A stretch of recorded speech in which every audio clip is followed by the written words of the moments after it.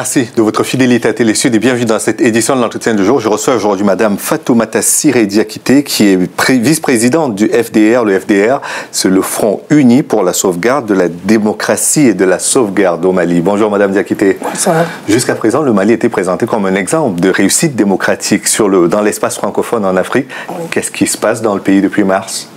Depuis le 22 mars, nous ne reconnaissons plus le Mali, ce Mali dans lequel nous avons vécu pendant plus de 50 ans. Nous sommes dans un Mali que nous ne reconnaissons plus, où règne le désordre, où il y a eu un coup d'État le 22 mars, avec la raison que l'ancien président, le président Amadou Toumani Touré, n'a pas pu gérer la crise au nord. Donc, l'objectif de ce coup d'État, c'était de gérer, de libérer le nord, comme les putschistes l'ont dit. Donc, depuis le 22 mars... Ils l'ont libéré, hein. 2 tiers du pays sont partis. Depuis le coup d'État, donc, les villes, les régions sont tombées l'une après l'autre, des villes sont tombées l'une après l'autre, comme des fruits mûrs. Donc, jusqu'à présent, nous n'avons pas vu de libération. On n'a pas vu un seul signe qui montre que les putschistes sont prêts à libérer le pays. Tout le monde dit, avec le gouvernement, évidemment, notre priorité, c'est la libération du Nord, mais aucun axe n'a été posé dans ce sens-là, ni de la part des putschistes, ni de la part du gouvernement. Donc, on est dans un état de non-droit, on est dans un état d'exception, comme on le dit. Mais est-ce que c'était prévisible, cette situation? Qu'est-ce qui a pu rendre ce coup d'État possible? Ce n'était pas prévisible parce qu'on s'est réveillé le matin, on a vu que le pays avait basculé dans un état de non-droit où toutes les libertés sont confisquées. Donc, qu'est-ce qui a amené ça? Certains ont parlé de la déliquescence de l'ancien pouvoir, d'une démocratie de façade. Mais mieux vaut une démocratie de façade qu'une dictature militaire. Parce que ce qui rend incompréhensible les motivations des putschistes, c'est qu'on était quand même à 40 jours de la fin de mandat du président sortant. Pas 40 jours, oui. Un peu moins de 40 jours d'ailleurs. Oui. Mais généralement, les coups de classe se font en début de mandat, pas en fin de mandat. Exactement. Pourquoi cela est-il arrivé? Donc, justement, c'est la question que nous nous posons jusqu'à présent. Et puis, en plus, le président de ATT, Amadou Toumani Touré, n'était plus candidat. Donc, nous n'avons pas compris que pendant que le pays est en guerre, qu'on fasse un coup d'État sous un prétexte fallacieux qu'on veut libérer le Nord. Parce que depuis que le coup d'État est fait, rien n'a été fait pour libérer le Nord. Quand le Nord a sombré, on n'avait pas Al-Qaïda, maintenant on a Al-Aqmi là-bas, nous avons les Pakistanais, nous avons Boko Haram, nous avons toutes sortes d'intégristes salafistes au Nord aujourd'hui. Le Nord est devenu un pays de non-droit. Nous avons aussi Ansardine qui est un mouvement intégriste et islamiste. C'est un démembrement de l'Aqmi. Et celui qui dirige ce mouvement-là était même un diplomate. Il était consul général en Arabie Saoudite, donc il a été médiateur dans la prise d'otages. Donc nous n'avons pas compris que ce diplomate se transforme en terroriste. Vous êtes vous-même diplomate, d'où la question qui va suivre. On a souvent expliqué que c'est à cause de l'opération en Libye, de la chute de Kadhafi et de la distribution d'armes qui a été faite par l'OTAN, de façon globale, la France, l'Italie et les autres pays qui étaient dans l'Alliance, que c'est à cause de cette distribution d'armes qu'il y a eu la chute de Kadhafi et la possibilité que le nord du Mali, dans tous les cas, tombe entre les mains de Aqmi. Bon, c'est un des facteurs, mais cela ne peut pas expliquer tout. Absolument, évidemment. Absolument. Quand le président Amadou Toumani, quand la guerre a déclenché, la France a commencé déjà le premier pays à bombarder Kadhafi.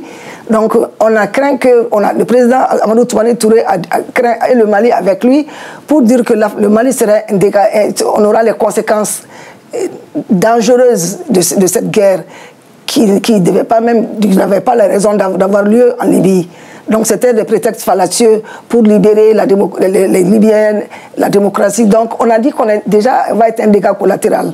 Donc c'est à partir de là que le président Amadou Toumani Touré a refusé d'être une des mains que le président Sarkozy a utilisé pour combattre Kadhafi en Afrique. Pourtant, vous n'avez pas de frontière commune avec la Libye. Pas du tout. Et comment se fait-il que cela se retrouve sur le terrain? Pourquoi pas le Niger qui a une frontière avec la Libye? Nous, parce que nous le savons, parce que nous n'avons pas appuyé la guerre de l'OTAN contre la Libye. Nous avons refusé, contrairement aux autres qui ont donné leur quitus politique. Le Niger non plus n'a pas donné son quitus. Mais nous avons été victimes de la guerre. Parce qu'après la guerre, après la défaite de Kadhafi, c'était un ciel ouvert. Donc la Libye est devenue, surtout Tripoli, un ciel ouvert où tout le monde venait se servir. Donc des soldats, des terroristes qui servaient déjà sous Kadhafi et sont venus au Mali. Plusieurs générations, leur papa, leur arrière-grand-père sont allés en Libye. Donc, ils ont servi dans l'armée de Kadhafi. Ils ont décidé de rentrer dans leur pays, je mets entre guillemets, parce qu'ils ne connaissaient rien du Mali.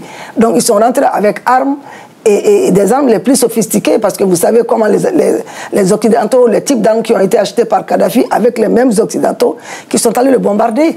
Donc, nous avons plus de 7000 km de frontières avec l'Algérie.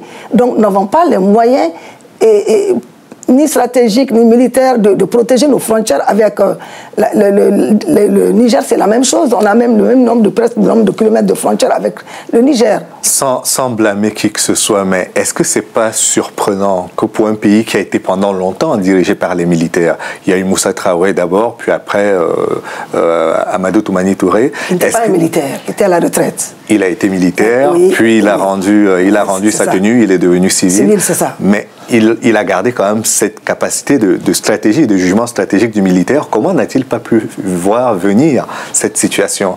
Oui, mais le président a bien vu la situation venir. Il a même pris des dispositions par rapport à la guerre qui se passait au nord du Mali. Pour la simple raison que déjà le 19 mars, 2 ou 3 jours avant le coup d'État, il y a eu la réunion du comité de paix et de sécurité de l'Union africaine qui a eu lieu à Bamako. Donc l'Union africaine s'était déjà engagée à fournir en hommes et en matériel, au moins en matériel, le Mali pour pouvoir faire face à cette nouvelle guerre, parce que nous avons les armements les plus sophistiqués.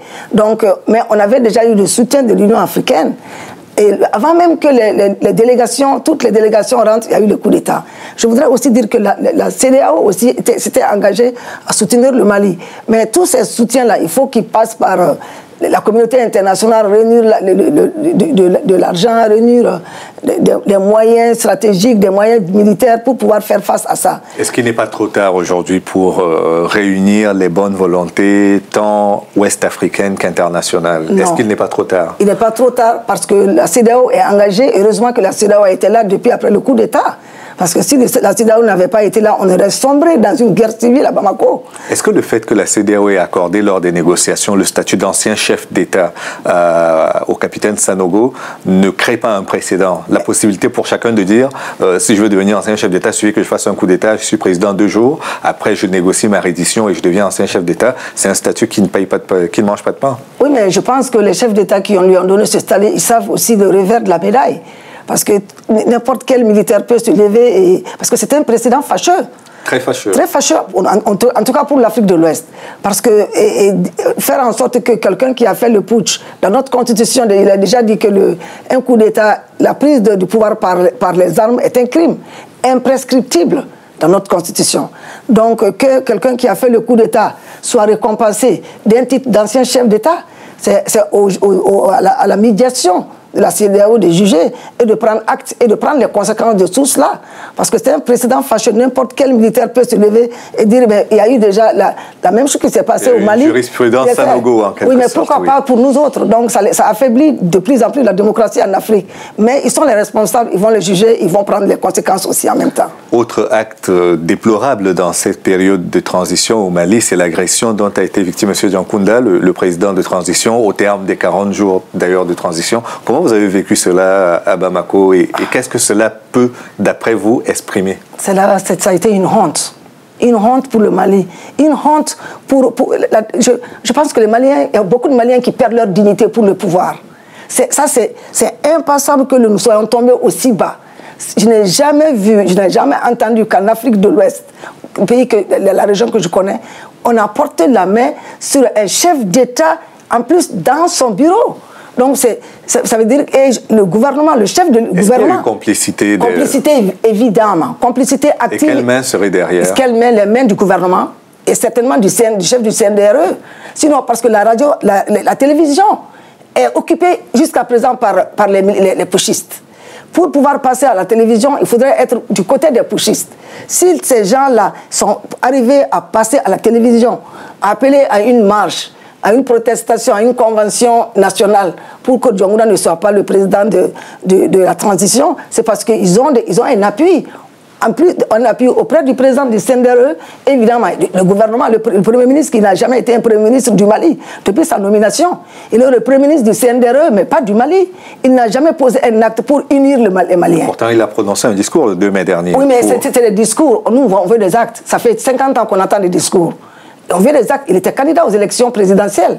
Donc nous voulons des actes. Mais au lieu d'actes, il a plutôt fait la restauration. Il a amené des ministres de son gendre, de son beau-père, des anciens ministres, alors qu'on a dit le gouvernement va être composé de gens qui n'ont jamais servi avant, qui n'ont jamais été mêlés dans des magouilles, dans des gouvernements passés. Donc il a complètement remis ça en cause. Ils ont pris des ministres qui ont servi sous la dictature, c'est encore plus grave. Donc ça voudrait dire que tous les actes que nous avons posés en 91, en mars 92, des vies ont été sacrifiés. Les martyrs donc se retournent dans leur tombe. Tout cela a été balayé par le Premier ministre Cheikh Modibo Diarra pour la simple raison qu'il n'a pas participé à la restauration de la démocratie. Donc il a participé maintenant à la restauration de la dictature parce qu'il n'était pas là. C'est assez fort les termes que vous utilisez. Oui, mais c'est parce que c'est fort par rapport à la situation du Mali. C'est même peu fort par rapport à ce que les Maliens vivent aujourd'hui. Mais qu'est-ce qui peut aujourd'hui être fait? Parce qu'on parle de priorité pour l'organisation des élections, mais la priorité c'est peut-être de restaurer l'autorité de l'État sur l'ensemble du territoire. C'est ce qu'ils avaient exigé d'abord. Oui. Ils avaient dit qu'il n'y aura jamais d'élection, les mêmes personnes, il n'y aura jamais d'élection tant que le Nord n'est pas libéré. Oui. Depuis qu'il y a eu le coup d'État, aucun acte n'a été posé, ni par les militaires, ni par le gouvernement pour libérer le Nord. On a l'impression qu'il n'y a même pas de ministre chargé de la défense dans le gouvernement.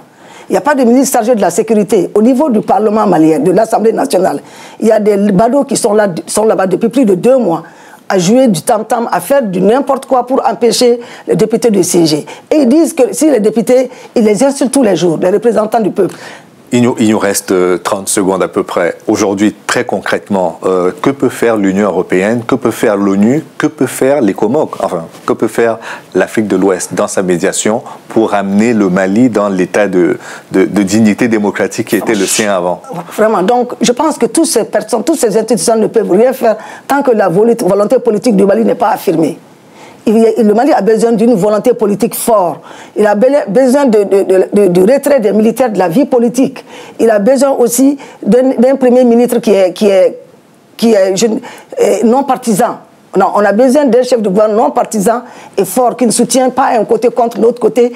Et par rapport à l'agression du chef de l'État, nous demandons et nous exigeons qu'il y ait une enquête parce que le Premier ministre n'a pas condamné cette agression. Ça, c'est trop grave. Il y a un ministre de la Sécurité intérieure qui n'a pas bougé. Il y a aussi un ministre de la Défense qui n'a pas bougé. Donc, je pense que il y a une complicité, active ou passive, complicité quand même. Merci beaucoup, Madame Fatoumata Siré Diakité. Je rappelle que vous êtes vice-présidente du FDR, qui est le Front uni pour la sauvegarde de la démocratie et de la République. Juste une petite information, la CADERCAF, je crois, qui est la fédération des 7 cercles de CAI en France, organise une solidarité et une journée de solidarité avec le nord du Mali. Ce 26 mai, je crois que c'est au métro République et c'est de 13 à 19h. Merci d'être venu. Je vous en prie, merci. Et merci à vous d'avoir suivi l'émission jusqu'à son terme. Rendez-vous demain pour une autre édition de l'Ancien Jour. À bientôt. Merci.